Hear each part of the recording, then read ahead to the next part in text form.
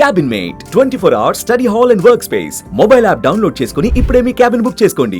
నమస్తే, నేను Vijay. Operation Sindoor success కావడంతో ఇప్పుడు ఆపరేషన్ సింధూర్ 2.0 నడుస్తుంది. పాకిస్తాన్ని చావు దెబ్బ కొడుతుంది మన ఇండియన్ ఆర్మీ. అయితే ఇప్పుడు శుక్రవారం రాత్రి ఏం జరగబోతుంది? హై సెన్సిటివ్ డేగా చెప్తుంటాం శుక్రవారం, ఫ్రైడే. సో ఫ్రైడే నైట్కి పాకిస్తాన్ మళ్ళీ దొంగ దెబ్బ తీసే అవకాశం ఉందా? దీన్ని మన ఇండియన్ ఆర్మీ, మన సైన్యం ఎలా ఎదుర్కోబోతుంది? దీని గురించి డిస్కస్ చేద్దాం. మనతో పాటున్నారు మైనార్టీ హక్కుల పరిరక్షణ సమితి రాష్ట్ర అధ్యక్షులు ఫరూక్ షుబ్లీ గారు. నమస్తే ఫరూక్ గారు. నమస్కారం అండి. సో ఎలా చూడాలి? పాకిస్తాన్ని మనం చావు దెబ్బ కొట్టామనుకోవచ్చా? పాకిస్తాన్ చేసినటువంటి ఏదైతే కుట్ర ఉందో ఆ కుట్రకి ఏ రకంగా అయితే మనం ఆపరేషన్ సింధూర్ పేరుతో మనం సక్సెస్ సాధించామో, దాని తర్వాత వాళ్ళు ఏ రకంగా అయితే రిటాలియేట్ చేసి దాని తర్వాత వాళ్ళు 15 చోట్ల వాళ్ళు అటాక్ చేద్దామని చెప్పేసి ప్రయత్నిస్తే ఎక్కడ కూడాను మనం అవకాశం ఇవ్వలేదు. వాటన్నిటిని కూడాను వెనక్కి తిరిగి స్మాష్ చేసాం. ఎక్కడ కూడాను ఒక చిన్న ఇది కూడా జరగలేదు. అటాక్ చేసింది పాకిస్తాన్ ఆర్మీపై కాదు, లేకపోతే పాకిస్తానీ సివిలియన్స్ పై కాదు. అటాక్ చేసింది కేవలం ఉగ్రవాద స్థావరాలు ఏదైతే ఉన్నాయో ఆ ఉగ్రవాద స్థావరాలపై భారత ఆర్మీ అటాక్ చేసింది తప్పించి ఎక్కడ కూడా విడిపించలేదు. కానీ పాకిస్తాన్ దీనికి తిరిగి ఏదైతే కుక్కతోక వంకర, ఆ కుక్కతోక వంకర నిరూపించుకోవడానికి గత వారం 10 రోజుల నుంచి రెండు వారాల పైన నుంచి ఫేక్ ప్రాపగండాని నడుపుతూ ఇలా చేస్తున్నారు అలా చేస్తున్నారు అని చెప్పేసి పాత వీడియోస్ ని మొత్తం కూడా టెలికాస్ట్ చేస్తూ వాళ్ళు చూపిస్తున్నారు. కానీ ఈ రోజున వాళ్ళ పరిస్థితి ఎలా అంటే దొంగ దొంగ దొంగ అని చెప్పేసి అరిచినట్టుగా తయారైపోయింది.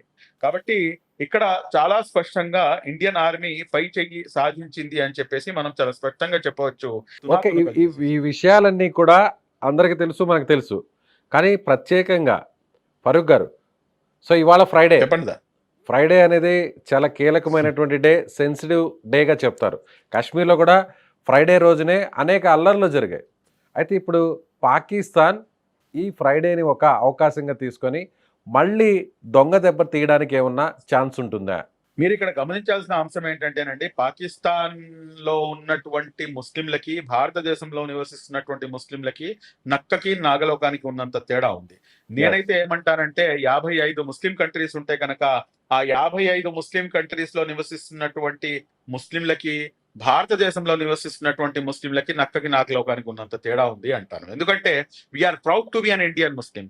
మాకు ఇక్కడ ఏదైతే ప్లూరలిజం ఉందో, ఏదైతే భిన్నత్వంలో ఏకత్వం ఉందో, ఈ భిన్నత్వంలో ఏకత్వమే మా యొక్క దేశ ప్రగతికి మూలమంత్రం అని చెప్పేసి మీరు అందరం కూడాను గమనించాం. కాబట్టే మనం చాలా స్పష్టంగా ముందుకు అడుగులు వేసుకుంటూ ముందుకు వెళ్తున్నాం. ఇక్కడ శుక్రవారం అయినంత మాత్రాన ఏం జరుగుతుందండి? ఈ రోజు మీకు చెప్తాను వినండి. శుక్రవారం నమాజ్ అనంతరం, ఈ రోజు శుక్రవారం, ఇప్పుడు శుక్రవారం నమాజ్ చేసుకుని వచ్చే నేను మీ స్టూడియోలో కూర్చున్నాను.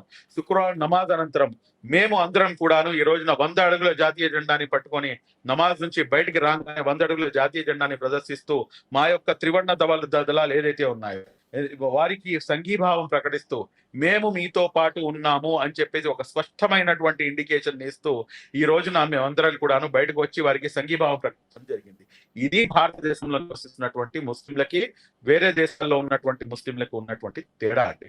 పాకిస్తాన్ ఏం చేస్తుంది అనేది that is none of our business. Pakistan divide అయింది ఇస్లాం కంట్రీగా మేము ఎస్టాబ్లిష్ అవుతామని చెప్పేసి, కానీ ఇస్లామిక్ ఏదైతే రూల్స్ అండ్ రెగ్యులేషన్స్ ఉన్నాయో వాటిని దేన్ని కూడా ఫాలో చేయట్లేదు. ఇప్పుడు మీరు చూస్తే కనుక 26 మందిని పొట్టన పెట్టుకుంది. 26 మందిని పొట్ట పెట్టుకోవడం ఇస్లాం ధర్మం ఎక్కడ నేర్పిస్తుంది? ఎక్కడ ఇస్లాం ధర్మం మీకు ఈ రకంగా మీరు ఒక అమాయకమైనటువంటి ప్రాణాలని మీరు హరించమని చెప్పేసి చెప్తుంది? నేను అనేక సందర్భాల్లో చెప్తాను, మరలా ఇంకోసారి రిపీట్ చేస్తాను. ఏదైతే ఖురాన్ లో 5వ అధ్యాయం 32వ వాక్యంలో చాలా స్పష్టంగా చెప్పబడింది, ఒక అమాయక వ్యక్తి యొక్క ప్రాణాన్ని హరించడం సర్వ మానవుని యొక్క ప్రాణాలను హరించడమే అని చెప్పేసి, ఒక అమాయక వ్యక్తి యొక్క ప్రాణాలను కాపాడటం సర్వ మానవుని యొక్క ప్రాణాలను కాపాడటమే అని చెప్పేసి. ఈ సందర్భంగా నాకు ఆదిల్ హుసేన్ నాకు గుర్తుకొస్తాడు. ఆ 26 మందిలోంచి ఆదిల్ హుసేన్ ఎవరైతే ఇదే హిందూ సోదరుల యొక్క ప్రాణాలను త్యాగం చేస్తుంటే తన ప్రాణాలని పణంగా పెట్టి తన ప్రాణాలని కాపాడాడు.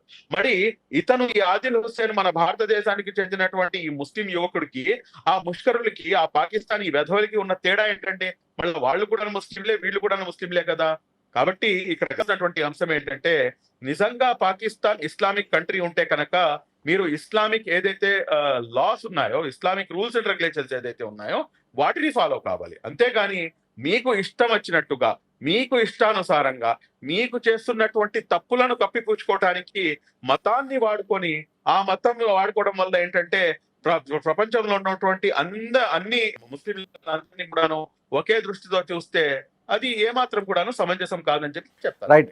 ఆ విజువల్స్ చూస్తుంటే పాకిస్తాన్కి సంబంధించిన మిసైల్స్ని తుక్కుగా కూల్చేసాం. అలాగే ఫైటర్ జెట్స్ని కూడా నేల కూల్చేసాం. పాకిస్తాన్కి సంబంధించిన పైలట్ మనకు దొరికాడు. ఆ విజువల్స్ చూస్తుంటే ఏమనిపిస్తుంది మీకు? చాలా ఆనందంగా ఉంది అనుకోవచ్చా? చాలా చాలా చాలా అనుకోవచ్చా అనే మాట మీరు అంటున్నారంటే కనుక మీరు ఇప్పటికి కూడాను మా యొక్క దేశభక్తిని శంకిస్తున్నారని చెప్పేసి నేను అలాంటిది లేదు, అలాంటిది ఏమండి, లేదు. మీకు అంటే ఒక్క మాట చెప్తాను చూడండి విజయ్ గారు.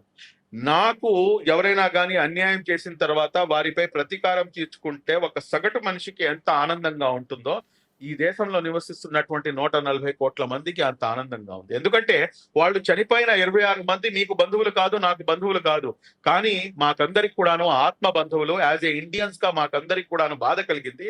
ఈ రోజున ఆ 26 మందికి ఏదైతే టార్గెట్ పెట్టారో వాళ్ళని పూర్తిగా తునాతునకలు చేశారో దాన్ని మనం అందరం కూడాను బాధపడ్డాం. నా పర్సనల్ రివెంజ్ నేను తీసుకుంటే ఎంత హ్యాపీగా ఉంటానో ఈ రోజున మా ఇండియన్ ఆర్మీకి 2 చేతులు ఎత్తి మనం దండం చేయాల్సినటువంటి అవసరం ఉంది. 2 చేతులు ఎత్తి వారికి ధన్యవాదాలు తెలియజేయాల్సినటువంటి అవసరం ఉంది.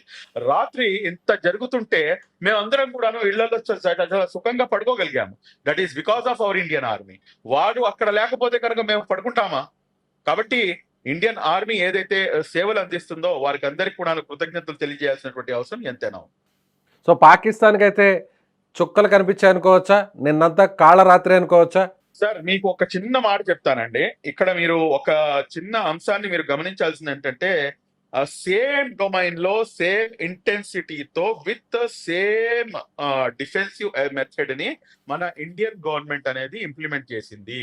అంటే అదేంటంటే వారు ఎంత రీతిలో అయితే రియాక్ట్ అవుతున్నారో అంతే రీతిలో భారతదేశం నుంచి కూడాను త్రివర్ణ దళాలు రియాక్ట్ అవుతున్నాయి. అంతే తప్పించి మా యొక్క భారత ఆర్మీ యొక్క నిజ స్వరూపాన్ని చూపిస్తే కనుక ఈ పాటికి కాళరాత్రి అని చెప్పారు చూడండి, ఈ పాటికి అఖండ దేశం వైపుకి మనం అడుగులు వేసేవాళ్ళం. ఎందుకంటే భారతదేశ ఆర్మీ తలుచుకుంటే ఏం చేయగలుగుతుంది అనేది వారికి చాలా బాగా తెలుసు. అక్కడ ఉన్నటువంటి ప్రధాని ఎక్కడ, అక్కడ ఉన్నటువంటి రక్షణ మంత్రి ఎక్కడ, అక్కడ ఉన్నటువంటి ఆర్మీ చీఫ్ ఎక్కడ.